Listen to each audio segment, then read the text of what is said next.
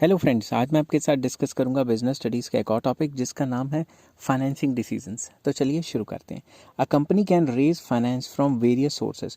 कोई भी कंपनी पैसे का इंतजाम कई तरीके से कर सकती है, जैसे कि issue of shares, share issue कर सकती है, डिबेंचर्स इशू कर सकती है, और by taking loans and advances, loans भी उठा सकती है।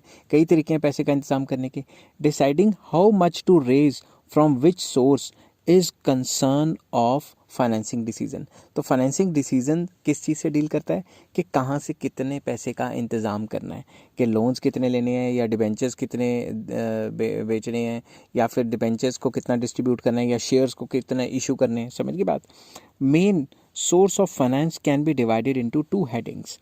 पहला फाइनेंस का सोर्स है ओनर्स फंड। इसमें क्या होता है, share capital and retained earnings constitute owner's fund. जो कंपनी की शेयर कैपिटल है, जो वो शेयर को बेच के जो पैसे ले सकता है, वो भी ओनर्स फंड है। और रिटेन्ड अर्निंग्स, जो कंपनी ने अपने प्रॉफिट कमाए हुए हैं वो कंपनी के पास हैं, वो भी ओनर्स फंड है।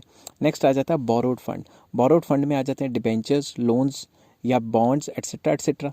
तो ये क्या क्या होते हैं, ये आपको 11th क्लास की बिजनेस स्टडीज़ की पूरी प्लेलिस्ट बनी हुई है, उसमें मैंने डिटेल में समझाया हुआ है। तो आपको इधर उधर धक्के खाने की ज़रूरत नहीं है, ठीक है। तो ये दोनों के दोनों मैंने वहाँ एक्सप्लेन किए हैं, अलॉन्ग विद इसके फीचर्स, मेरिट्स, डीमेरिट्स, ये फलां फलां, ठीक है। तो यहाँ पे ये डिस्कस नहीं करेंगे क्योंकि ये क्लास डिफरेंट है।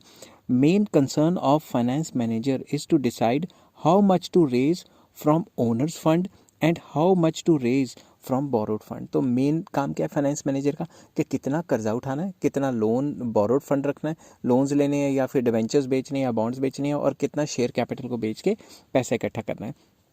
अब होता क्या है, वाइल टेकिंग द डिसीजन, जब भी ये फाइनेंस मैनेजर ये डिसीजन ले रहा है, the finance manager compares the advantages and disadvantages of different source of finance. तो वो देखेगा कि अगर मैं लोन ले लेता हूँ तो मेरे फ़ायदे नुकसान क्या हैं, ठीक है, और अगर मैं अपनी शेयर कैपिटल बेचता हूँ तो मेरे फ़ायदे नुकसान क्या है। तो वो सारा कुछ कैलकुलेट करता है।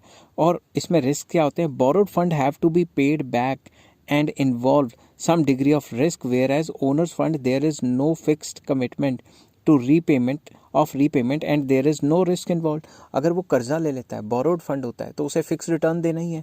फॉर एग्जांपल आपने कर्जा ले लिया तो आपको एक किश्त और इंस्टॉलमेंट तो देनी है, तो सर पे तलवार लटकी रहेगी, तो वो एक टाइप का रिस्क हो गया ना। मगर अगर शेयर कैपिटल बांट देता है तो जो शेयर होल्डर्स हैं, ज़रूरत हो ना उनको डिविडेंड देना है, देना है दो, नहीं देना ना दो, प्रॉफिट हुआ है तो दे दो वरना ना दो, तो वो कम रिस्की है।